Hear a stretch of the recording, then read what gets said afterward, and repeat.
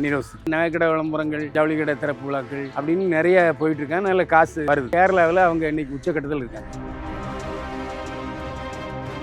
Dance ப்ரோக்ராமில் ஒரு மாதிரி தான் முன்பக்கத்தை 80% காட்டுறாங்க. டக்குன்னு இழுத்து விட்டுறாங்க, மூடுறாங்க. எதுக்கும் தயாரிப்பா, வேஷம் கொடுங்கப்பா இங்கிற கெஞ்சல் தான். நாங்கள் ஆடுறதும் பாடுறதும் காசுக்கு காசுக்கு காசுக்கு. செம்மனூர் கோடிக்கு அதிபர் நகைக்கடையில் வச்சிருக்காரு. செம்மனூர் நகைக்கடைலாம் அவருக்கு தான் சொந்தம். அவரு ஒரு பெரிய தொகை கொடுத்து கனிரோஸை கூட்டு போய் விழாவை நடத்திருக்காரு. ஆனா அவரு பாலியல் தொழிலை கொடுத்தாருன்னு அவரையும் புகார் கொடுத்து உள்ள போய் போட்டாங்க. தமிழ்நாட்டை பொறுத்த வரைக்கும் 2 படத்தில் வச்சாங்க. 2 படத்துலையும் கால்சி சரியா கொடுக்கல. ஸோ 2-3 தயாரிப்பாளர் அவருடைய சண்டை போட்டாங்க. என்ன அது காசை வாங்கிட்டு இப்போ ஷூட்டிங் வர மாட்டேங்கிறேன்னா சரியா பதில் சொல்லு. ரோட்டில் இருந்து சண்டை போட்டாங்க அனிரோஸ். தமிழ்நாட்டில் மார்க்கெட்லாம் போயிடுச்சு. சார் வணக்கம் சார். என்னை வாழ வைத்துக் கொண்டிருக்கும் யூடியூப் சேனல் நேயர்களுக்கு நன்றி, வணக்கம். ஹனி ரோஸ்ன்னு சொல்லி ஒரு நடிகை ஒருத்தவங்க வந்து நிறைய ப்ரொமோஷன் வந்து போயிட்டு இருக்காங்க. வெறும் ப்ரொமோஷன் மூலியமாவே சம்பாதிச்சுட்டு இருக்காங்க. அந்த நடிகை தமிழ்லையும் ஒரு சில படங்கள் நடிச்சிருக்காங்க. அதுக்கப்புறம் இந்த ஹிந்தி, தெலுங்குலையும் ஒரு சில படங்கள் நடிச்சிருக்காங்க. ஸோ அவங்கள பத்தி ஒரு சில விஷயம். அதாவது அவங்களுக்கு வந்து நிறைய ஃபாலோவர்ஸ் இருக்காங்க, நிறைய சீரியல் இருக்காங்க. அதனால கேரளாவில் அவங்க இன்னைக்கு உச்சக்கட்டத்தில் இருக்காங்க. ஆனால் அதே சமயத்தில் தன்னிடம் வாலாட்டியதாக செம்மனூர் அப்படிங்கிற மிகப்பெரிய தொழிலை உள்ள பிடிச்சி போட்டாங்க. அது நிரூபணமானது. செம்மனூருங்கிற கோடிக்கு அதிபர், பல நகைக்கடைகள் வச்சிருக்காரு. செம்மனூர் நகைக்கடைலாம் அவருக்கு தான் சொந்தம். அவர் ஒரு பெரிய தொகை கொடுத்து கனிரோஸை கூட்டு போய் விழாவை நடத்தியிருக்காரு.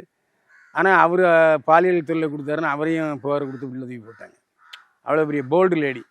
தமிழ்நாட்டை பொறுத்த வரைக்கும் நேர் நெகட்டிவ். 2 படத்தில் வச்சாங்க. 2 படத்துலையும் கால்ஷீட் சரியாக கொடுக்கல.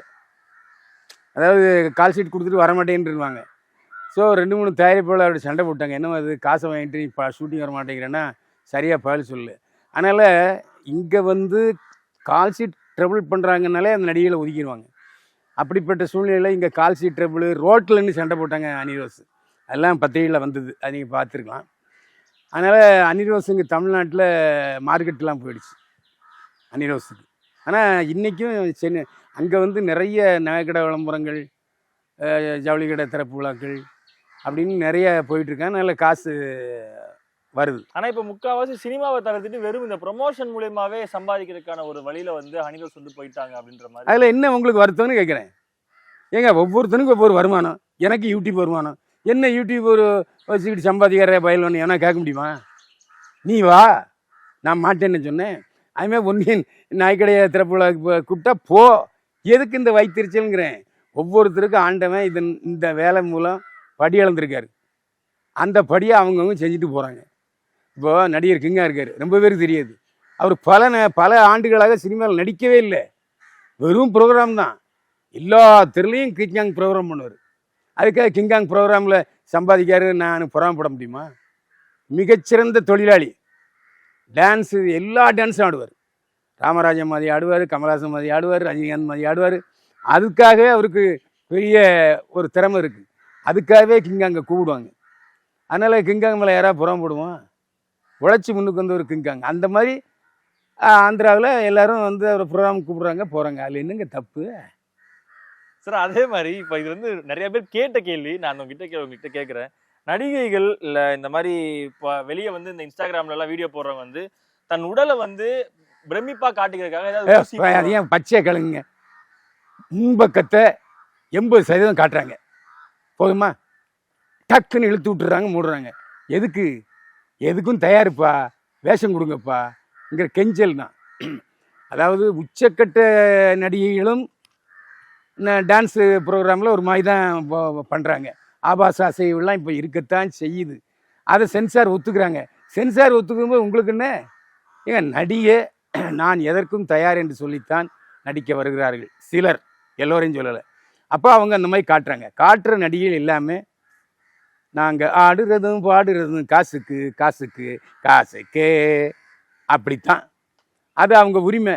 நீங்கள் ஏன் இப்படி காட்டுறீங்கன்னு நம்ம கேட்க முடியுமா? அதுக்கு ஏதாவது ஊசி போடுறது அந்த மாதிரி விஷயங்கள் ஏதாவது பண்ணுவாங்க. ஏன்னா இதுக்கு முன்னாடி நாங்கள் பார்க்கும்போது இப்படி கிடையாது. இதே ஹனி ரோஸை தமிழ் ஒரு படம் பார்க்குறோம், அப்போ அவங்க இந்த மாதிரி ஒரு தோற்றத்தில் கிடையாது.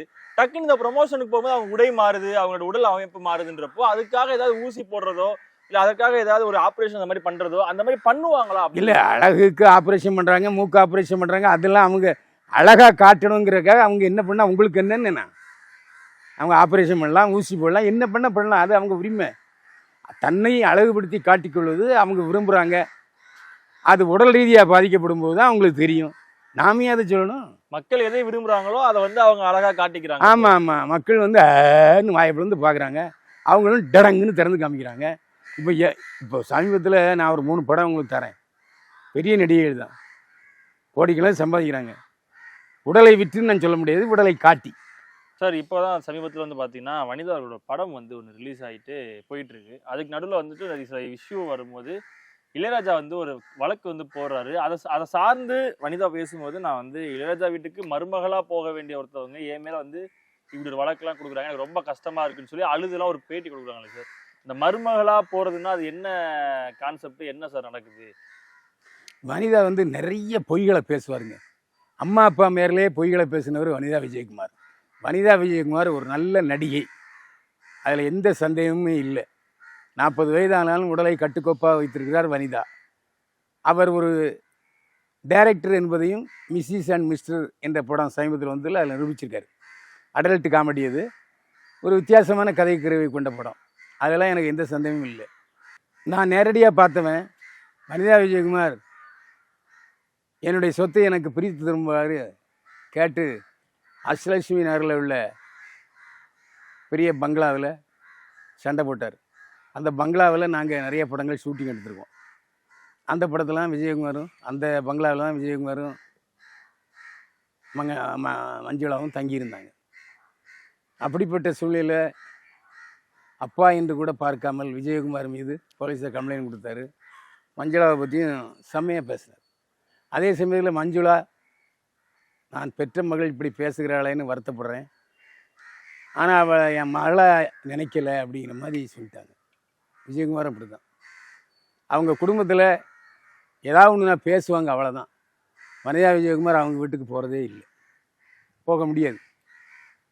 ஏன்னா வனிதா விஜயகுமார் 3 பேரை கல்யாணம் பண்ணிட்டு விவாகரத்து பண்ணார். இந்த விவாகரத்துக்கு காரணமே விஜயகுமார்னு ஒரு பெரிய குண்டை தூக்கி போட்டார். எந்த ஒரு அப்பனாவது இப்படி மகளுக்கு துரோகம் பண்ணுவானா? அப்படி பேசினார். முதல்ல ஆகாஷ் என்ற ஒரு நடிகரை திருமணம் செய்து கொண்டார். சந்திரலேகா என்ற படத்தில் அறிமுகமானார் வனிதா விஜயகுமார். தன்னுடன் நடித்த நடிகர் ஆகாஷை திருமணம் செய்து கொண்டார். ஆகாஷ் நல்ல பையன், ஜெமினி நேசம் மாதிரியே இருப்பான். வனிதா விஜயகுமாருக்கும் ஆகாஷுக்கும் பிறந்தது ஸ்ரீஹரி என்று ஒரு மகன்.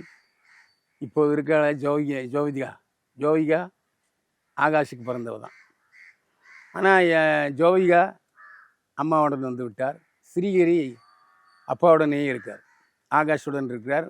வனிதா விஜயகுமார் வீட்டுக்கு அடிக்கடி போய் வருவார் ஸ்ரீஹரி.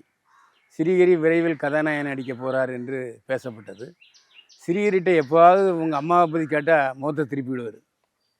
எங்கள் அம்மாவை பற்றி தயவு செஞ்சு என்கிட்ட பேசாதீங்க, எங்கள் அப்பாவை பற்றி கிளங்க சொல்கிறேன் அப்படின்னு சொல்லி என்னுடைய அம்மா வனிதா என்பதே நான் மறந்து விட்டேன்னு சொல்லிட்டார். இதுக்கு வந்து வனிதா விஜயகுமார் என்ன சொல்லிச்சுன்னா, என் பையனே என்னை பற்றி நல்லா பேச மாட்டேங்கிறான், என்கிட்ட பேசுறதுக்கு மறுக்கிறான் என்று வருத்தப்பட்டார். ஒரு மகனே அம்மாவை வெறுக்கக்கூடிய அளவுக்கு இருந்தால் வனிதா விஜயகுமார் எப்படிப்பட்டவர்னு நீங்கள் யோசனை பண்ணி. அடுத்து ஆனந்த் ஜெயராமன் என்பவரை திருமணம் செய்து கொண்டார். ஆனந்த் ஜெயராமனுக்கும் வனிதாவுக்கும் ஜெயனிதா என்று ஒரு மகள் பிறந்தார். ஜெயனிதா இப்போ அவங்க அப்பா ஆனந்த் ஜெயராமனோட தான் இருக்கார். ஜெயலலிதா மகளும் வனிதாவுடன் வரமாட்டேன்னு சொல்லிட்டார். வனிதாவுடன் இருப்பவர் இப்போது ஜோவிகா மட்டும்தான். ஜோவிகா தான் மிஸ்ஸஸ் அண்ட் மிஸ்டர் படத்தினுடைய தயாரிப்பாளர். வயதுக்கு வந்தவர் மட்டும் படம் Mrs and Mr Vijayakumar matter படம்.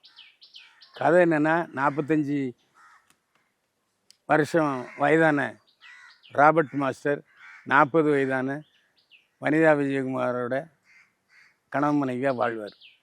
அப்போ அவர் என்ன சொல்லுவார், இந்த சூழ்நிலையில் நம்ம கல்யாணம் பண்ணிக்கிட்டோமே தவிர மகள் வேண்டாம் என்று சொல்வார். கண்டிப்பாக எனக்கு மக வேணும் அப்படின்னு சொல்லுவார் வனிதா விஜயகுமார். வனிதா விஜயகுமார் இதற்காக மோசமான நடவடிக்கைகளெல்லாம் ஈடுபடுவார். அவர் வெற்றி பெற்றாராங்கிறதான் மிஸ் எஸ் அண்ட் மிஸ்டர் கதை. இந்த மிஸ்ஸஸ் அண்ட் மிஸ்டர் படத்தில் கதாநாயகன் நடித்தவர் ராபர்ட். அவர் ஏற்கனவே எம்ஜிஆர், சிவாஜி, ரஜினி, கமல் படத்தில் வனிதா விஜயகுமாருக்கு ஜோடியாக நடித்தவர். அந்த படத்தை வனிதா விஜயகுமார் தயாரித்தார், ராபர்ட் மாஸ்டர் இயக்குனர். மறுபடியும் அவங்க சேர்ந்துக்கிட்டாங்க. ஓகே சார், நன்றி சார், தேங்க்யூ. மீண்டும் சந்திப்போம். வாழ்க வளமுடன்.